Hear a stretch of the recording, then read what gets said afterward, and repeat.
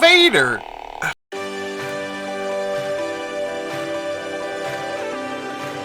Hello and welcome to another episode of Blastercated Painting. Today we're going to be painting Lord Vader from Star Wars Shatterpoint by Atomic Mass Games. And it's a really cool miniature, and we're going to try and do some other things to it than just our normal stuff. So, let's do it. First thing we are going to do is give this guy a spray of white all over, then we're going to get some Express Medium and some Black Legion, and we are going to put this over the entire miniature except for the lightsaber blade and the metal stuff that he's levitating with the Force.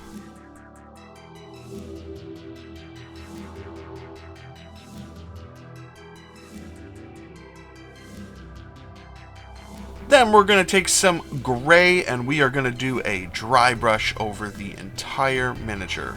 So we want this to be a medium level dry brush. Not too heavy, not too light, but we definitely want to get that color on there.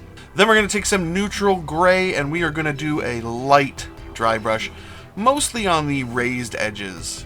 So just go through slowly, make sure you get a lot of paint off that brush, test it out before you're just dropping it on the miniature, and yeah, get it on there.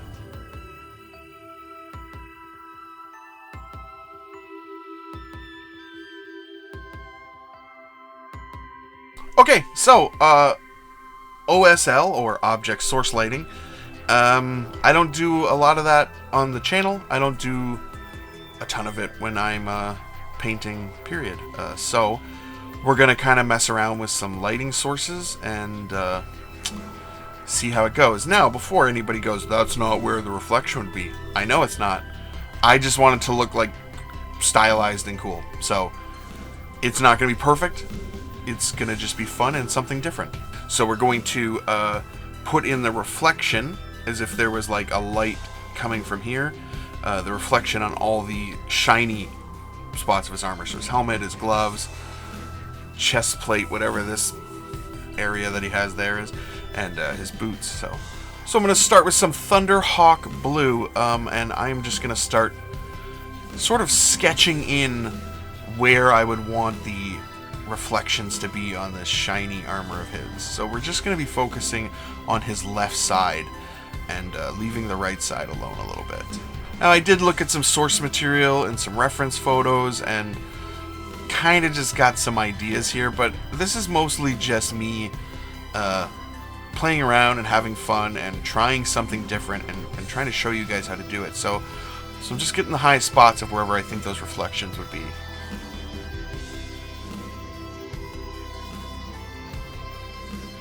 So now I'm going to add some white into that Thunderhawk blue, and now I'm going to start adding in more reflection here. So we're going to kind of draw them to where we think they would be. We're going over a little bit, but we're leaving some of that original Thunderhawk blue there.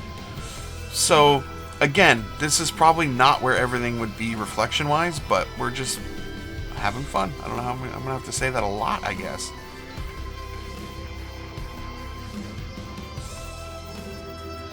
And now we're going to take some pretty much pure white with just a little bit of Thunderhawk blue and just do the most raised areas and edges of where we want that reflection to kind of look.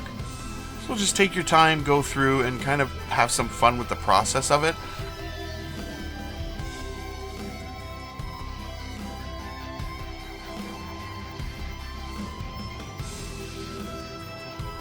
We're going to take some Glaze Medium and some Black Legion. We're going to make this a really thin glaze, and we're just going to go over all the parts that we just did to try to tie them together better. So we don't want this pooling at all.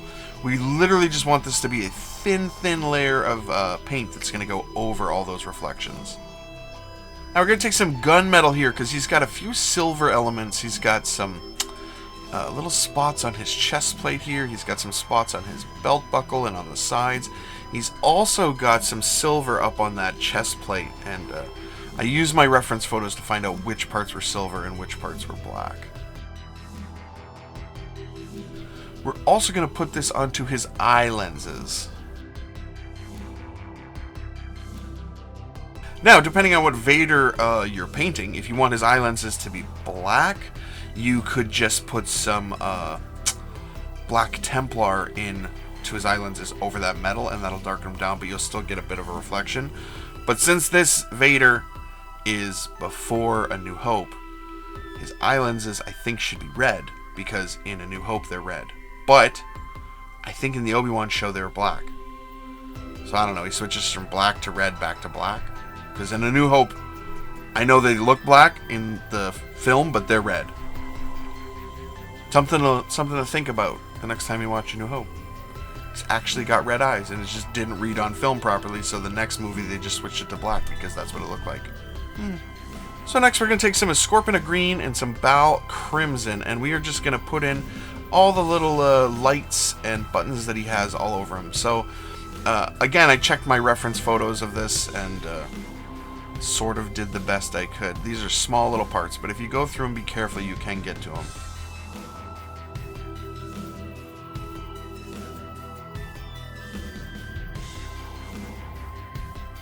Now we're going to take some Occultist Cloak, and we are going to put this on his lightsaber handle.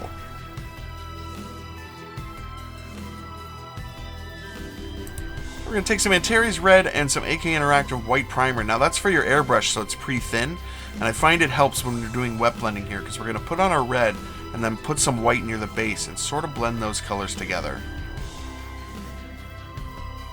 So originally I was just going to do the reflection on the left-hand side and leave it at that, and then I thought, well, if we're doing that, we might as well try and add in some contrast on the right-hand side and do some lightsaber glow.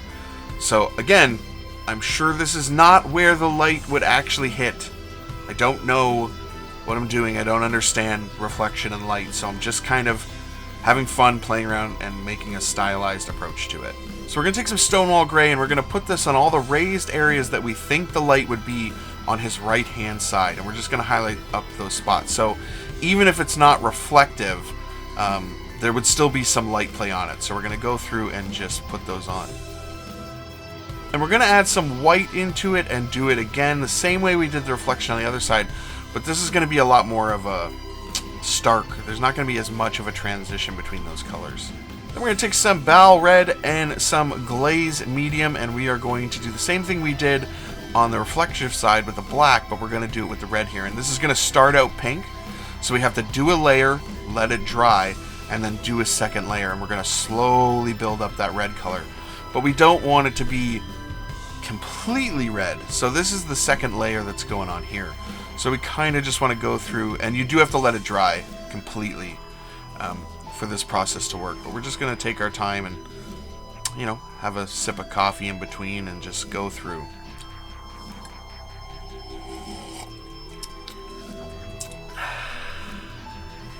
And this is the point here where we're putting on the most red. So this will be our last color here, and it really is starting to come together. We're going to take some Flesh Tears Red, and that's going on the lenses of his helmet that we painted with that silver. We're going to take some Old Copper and some Chainmail Silver, and I'm just going to put this on random spots on his levitating metal here. So the tube and this other part, and then we're going to switch to the gunmetal and do the other sections there. Now we're going to take some Grave Lord Gray, and we're just going to put that all over that metal we just did. I used the Papyrus Dip from Green Stuff World for the sand on the base, so that's going to tie in with my diorama. But we're going to put a black rim around this guy's base, and he is done. And here is Lord Vader. I'm super happy with how he turned out. I'm sure the reflections aren't where they should be, but he looks very stylized, very much like he's walking out of a comic book. I'm really happy with how it turned out. It was a really fun project and a great miniature. So this past weekend I went to my friendly local game store, Tabletop Renaissance. They've put on a Shatterpoint event where you could come in and play a game and get a foil card. So I went in and did that. So here we are at Tabletop Renaissance Games and Hobbies.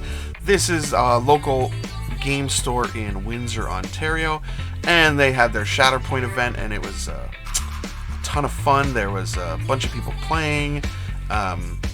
The owner has Gundam and game stuff, and there's basically everything you need in the one store right there. Lots of paints. It was a really good time, and it was run by the owner here is Solon, and look at the face he's making there. That's awful, but he's a good guy, and it was a really fun day. We all had a lot of fun, and hey, there were even some guys playing 40K, so whatever. Joking aside, if you're ever in the Windsor area, Tabletop Renaissance is a great store to go into, play a game, get your hobby products. It's a good local store, and I know I made a bit of a 40K slight there, but that's life. Either way, guys, thank you so much for watching. Please like, share, comment, subscribe, all of the YouTube stuff, and you guys have a great day. I feel like with Vader in charge of the Empire, my motto, if I was in the Empire, would be under the radar. Because you don't want to do poorly, and you don't want to do well. Because if you do well, then you get promoted. And then if you do poorly after doing well, you're choked to death by the Force. Seems pretty awful. I don't want that. So my main thing would be just doing, go in, do my work, do a good job, don't excel, just baseline, just doing a good job, just everything's fine. Sort of like how I paint miniatures. Don't excel too much, don't fall below, but don't go up too high. Just the blue collar worker of the Empire. That's what I want. This is the dumbest thing ever. This is my son's hat.